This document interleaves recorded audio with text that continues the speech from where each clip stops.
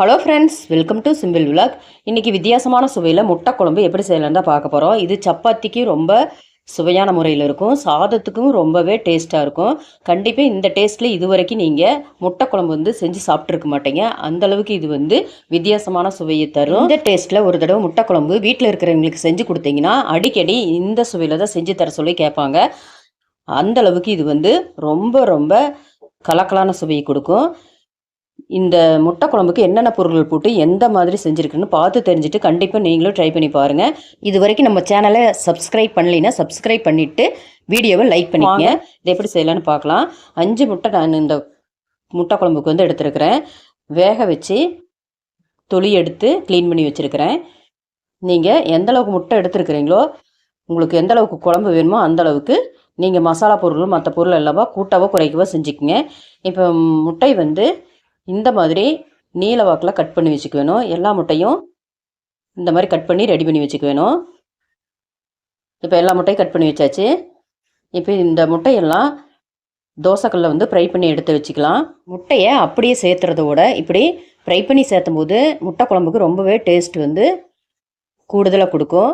இப்போ அடுப்பு ஆன் பண்ணிவிட்டு தோசைக்கல்ல அடுப்பில் வச்சுட்டு 1 டீஸ்பூன் மட்டும் எண்ணெய் சேர்த்திட்டு இதில் தனி மிளகாய்த்தூள் 1/2 டீஸ்பூனும் மஞ்சத்தூள் கொஞ்சமாக உப்பு கொஞ்சமாக சேர்த்தி நல்லா கலந்து விட்டுக்கலாம். எண்ணெயில் சிம்மில் அடுப்பை வச்சுட்டு நல்லா கலந்து விட்டுட்டு இப்போ முட்டை கட் பண்ணி வச்சுருக்கிற முட்டையெல்லாம் இதோட சேர்த்தி லைட்டாக நல்லா கலந்து விட்டுக்கணும். 2 பக்கமும்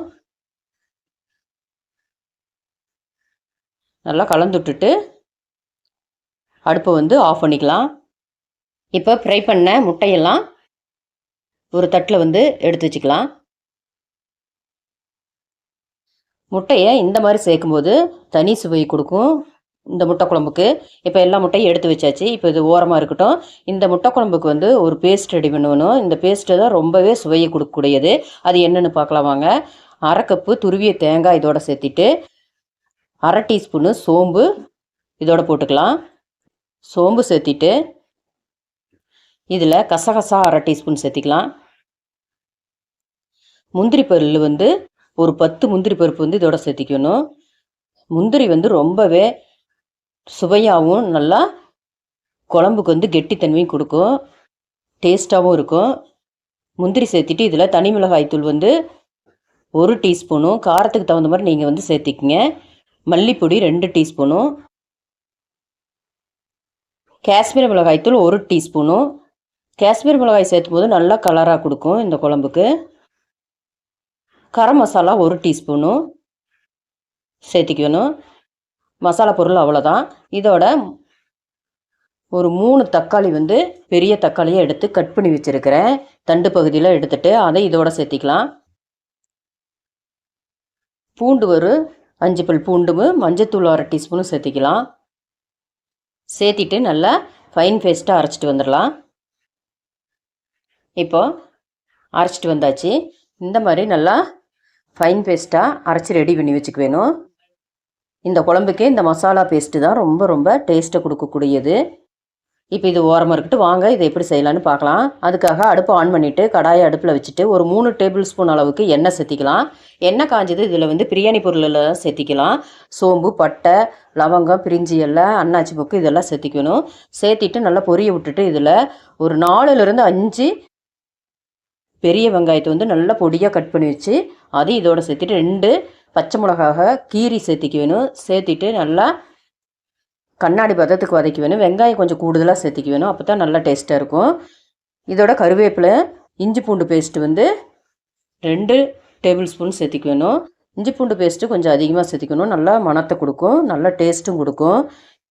நல்லா எல்லாம் சேர்த்தி நல்லா வதக்கிட்டு இதில் அரைச்சி வச்சுருக்கிற மசாலா பேஸ்ட்டை இதோட சேர்த்திக்கலாம். சேர்த்திட்டு தண்ணி சேர்க்காம மசாலா அடுப்பை குறைவான தீ வச்சு கொஞ்ச நேரம் வதக்கி விட்டுக்கலாம். எண்ணெயில் வதக்கும்போது இந்த குழம்புக்கு கூடுதலாக சுவையை கொடுக்கும். இப்போ நல்லா வதக்கியாச்சு. இப்போ தேவையான அளவு இதுக்கு தண்ணி சேர்த்திட்டு கல்லுப்பு தேவையான அளவு சேர்த்திட்டு நல்லா கலந்து விட்டுக்கலாம்.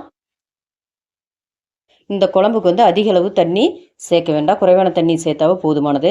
இப்போ கலந்து விட்டுட்டு மூடி போட்டு குக் பண்ணிக்கலாம். இப்போ நல்லா ஒரு 10 நிமிஷம் நல்லா கொதித்து பச்சை வாசம் போய் முட்டை குழம்பு வந்து ரெடி ஆயிடுச்சு. இப்போ குழம்பு வந்து நல்லா கலந்து விட்டுட்டு ஃப்ரை பண்ணி வச்சுருக்கிற முட்டையை வந்து இதோட சேர்த்துக்கலாம். எல்லா முட்டையும் சேர்த்திட்டு கலக்காமல் அப்படியே மூடி போட்டு அடுப்பு வந்து சிம்மில் வச்சுட்டு ஒரு 5 நிமிஷம் அப்படியே குக் பண்ணி எடுத்துக்கலாம். இப்போ நல்லா 5 நிமிஷம் ஆகி நல்லா குழம்பு வந்து நல்லா கெட்டியாகி நல்லா டேஸ்ட்டான முறையில் மசாலாலாம் இந்த முட்டையில் கலந்து நல்லா ரெடி ஆயிடுச்சு. நீங்களும் இந்த டேஸ்ட்டில் முட்டை குழம்பு செஞ்சு பாருங்கள். ரொம்பவே விரும்பி சாப்பிடுவீங்க. இந்த மாதிரி தான் அடிக்கடி செய்வீங்க. அந்தளவுக்கு இது வித்தியாசமான டேஸ்ட்டை கொடுக்கும். முட்டை குழம்பு இந்த சுவையில் செஞ்சு பார்த்துட்டு எப்படி இருந்ததுன்னு கமெண்ட்டில் கண்டிப்பாக சொல்லுங்கள். நம்ம சேனலை இது வரைக்கும் சப்ஸ்கிரைப் பண்ணலைன்னா சப்ஸ்கிரைப் பண்ணிவிட்டு பெல் ஐக்கனில் ஆளுங்கிற பட்டனை கிளிக் பண்ணிக்கங்க.